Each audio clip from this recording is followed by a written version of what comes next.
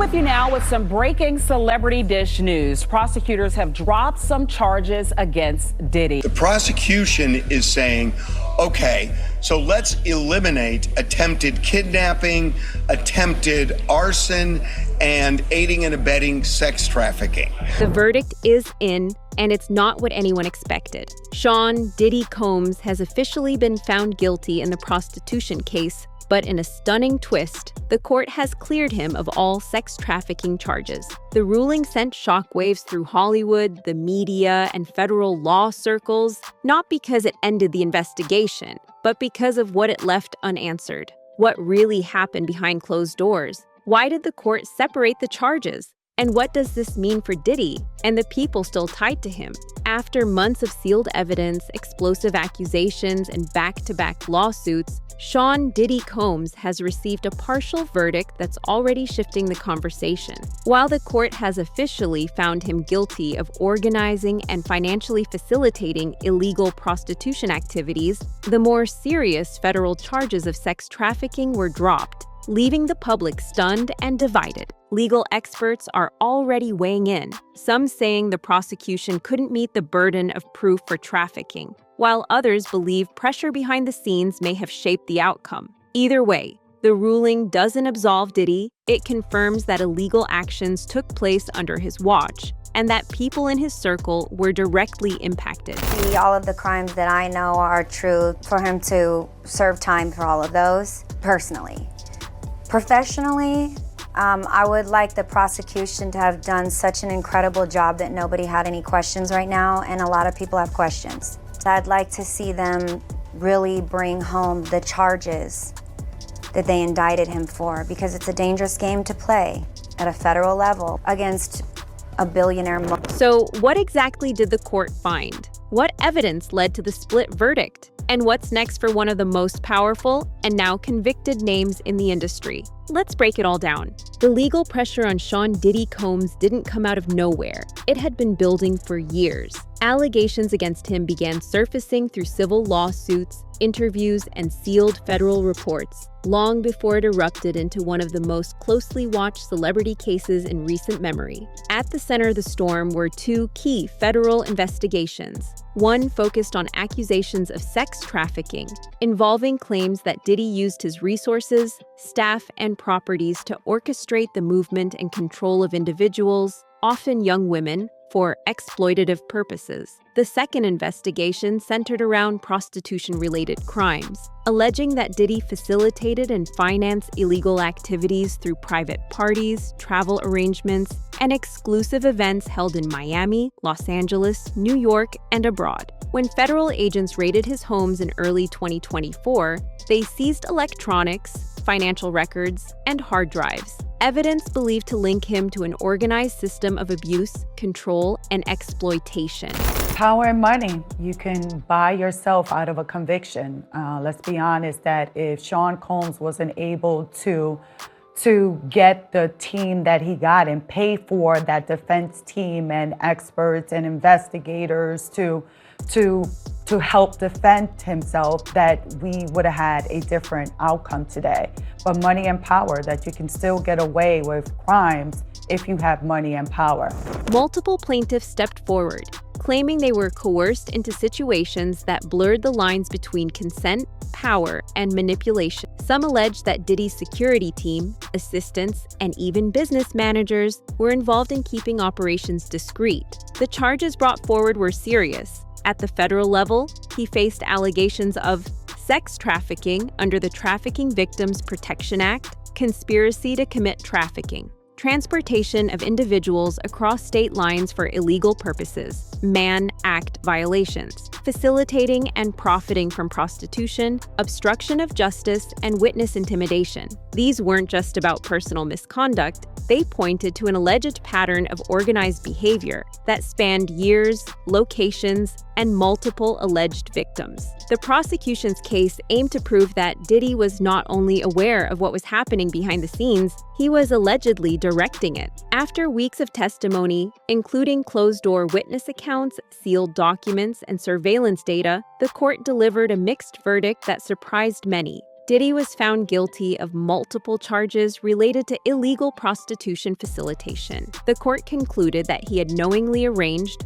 funded, and benefited from events and services that fell under state and federal definitions of prostitution. This included documented payments made through shell companies, travel logs matching up with suspicious bookings, and testimony from individuals who claimed they were paid to provide services under pressure or manipulation. However, the court cleared him of the most serious charge, federal sex trafficking. According to legal analysts, the jury was not fully convinced that the prosecution could prove beyond reasonable doubt that Diddy was coercing, transporting, or holding individuals in exploitative conditions under the strict legal standard required for trafficking charges. After being led out by marshals, as he was being led out, he knelt down in front of his chair and bowed his head down as if he was praying. When he stood up, he faced the gallery and he began to clap, prompting the gallery to clap and cheer. Combs' attorneys, they all exchanged hugs and the gallery continued to cheer for him. I mean,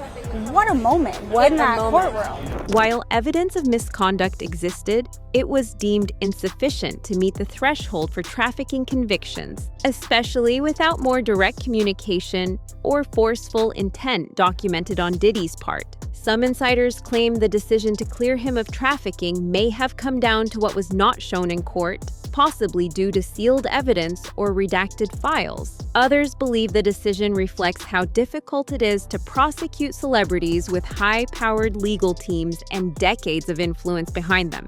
Still, the guilty verdict on prostitution charges carries real consequences. Not only is Diddy now facing substantial fines and penalties, but he also may be open to further civil suits, particularly from victims now empowered by the court's decision. The guilty ruling also solidifies, legally, that illegal behavior took place under his control, a massive blow to his public image and career. Even though he avoided prison, at least for now, Diddy is no longer untouchable in the eyes of the law. His brand, business relationships, and public persona are now forever tied to a federal conviction. One of the most shocking twists in the verdict wasn't that Diddy was found guilty of facilitating prostitution, but that the court dropped the far more serious charge of sex trafficking. Even after months of investigation, federal raids, and what many believe to be overwhelming evidence. So, how did that happen? According to legal experts, it comes down to the extremely high burden of proof that trafficking charges carry. In federal law, sex trafficking requires prosecutors to prove beyond a reasonable doubt that the accused not only arranged or financed illegal activity, but also knowingly used force, fraud, or coercion to control another person's movement or behavior for commercial sexual purposes. That's a much higher threshold than simply proving someone arranged illegal acts. In Diddy's case, the court acknowledged that there was clear evidence of misconduct. Event planning tied to illegal acts, payment trails, and testimony suggesting coercion and manipulation. But without direct proof, such as recorded communication, where Diddy clearly issues orders to force or traffic someone, the jury may have felt the evidence stopped just short of federal trafficking standards. It wasn't that the behavior wasn't harmful, it was that legally, it didn't meet the narrow criteria of trafficking in a criminal courtroom.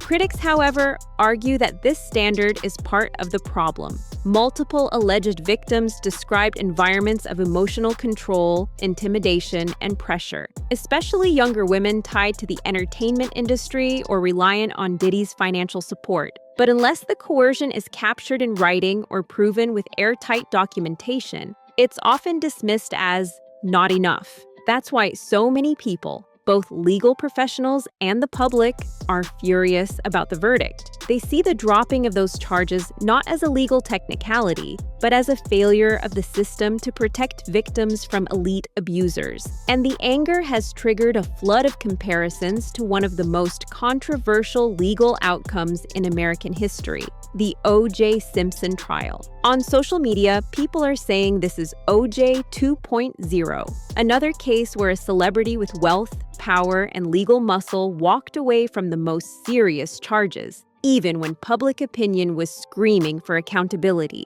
The same themes are surfacing: the role of image, the influence of money, and the way the legal system often bends when the accused is famous. Just like OJ, people are saying Diddy beat the system, not because he was innocent, but because he could afford to. He had elite attorneys, sealed evidence, and media leverage. And while he didn't walk away unscathed, the fact that he won't face jail time has many calling this yet another example of celebrity justice shielding real harm. The comparison isn't just about the outcome, it's about what the outcome symbolizes. A system where guilt doesn't always mean consequences, and where victims are told they were heard, but not fully believed. As news broke that Sean Diddy Combs had been found guilty of prostitution-related charges, but cleared of federal sex trafficking, the response from across the entertainment world and the public was swift, divided, and deeply emotional. They actually freed Diddy.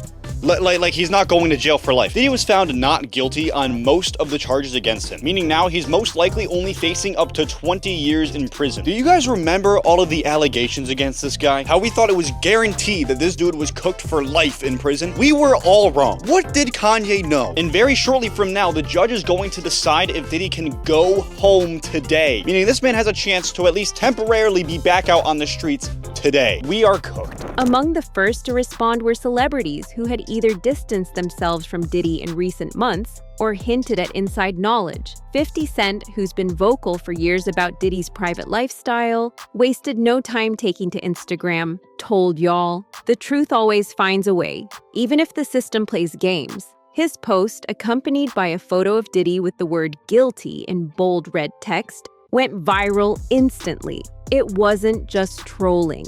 It was a statement of long-standing vindication. Other artists responded more cautiously. Aubrey O'Day, who had worked under Diddy during making the band, simply tweeted, "Justice is a process, not a destination, but it's finally begun." The message was subtle, but coming from someone who had long accused Diddy of exploitation, it carried weight. Some celebrities, however, remained silent. Notably, names like DJ Khaled, Mary J. Blige, and Jay-Z, who've all had deep connections to Diddy professionally, have yet to issue any kind of public statement. A silence that is now being read by many as strategic distancing. Industry insiders say PR teams are urging high-profile figures to say nothing until the dust settles, especially given the growing heat from the public. But perhaps the most serious and pointed response came from Cassie's legal team. This entire criminal process started when our client, Cassie Ventura, had the courage to file her civil complaint in November 2023. And Kira, we should say that's true. The criminal investigation is largely based on the statements in Cassie Ventura's lawsuit, and intensified, of course, once video from the 2016 hotel security camera became public. Cassie, one of the first to bring explosive allegations forward in her 2023 lawsuit that was settled out of court, has remained quiet since. However, her lawyers released a carefully worded statement after the verdict. While we acknowledge the partial outcome of today's ruling, it is not a full reflection of the harm experienced by multiple individuals who were silenced or pressured behind the scenes. The court may have found insufficient evidence for certain charges, but we maintain that the voices of survivors deserve more than legal technicalities. They deserve full accountability. The statement echoes what many victims and advocates have been saying, that while the guilty verdict is a step forward, the fact that sex trafficking charges were dismissed feels like a gut punch to survivors who risked everything to come forward. And then there's the public reaction. It's an atrocity. It's a disgusting decision. Cassie Ventura, Combs' former girlfriend, testified for 4 days about her rocky relationship with Combs and described in detail instances she says Combs physically abused her. I was definitely hoping for him to be charged with the trafficking. Ashley Potter says the jury ruling sent a clear message to women across the country. I think it stays the same, that we're expected to stay quiet or deal with it.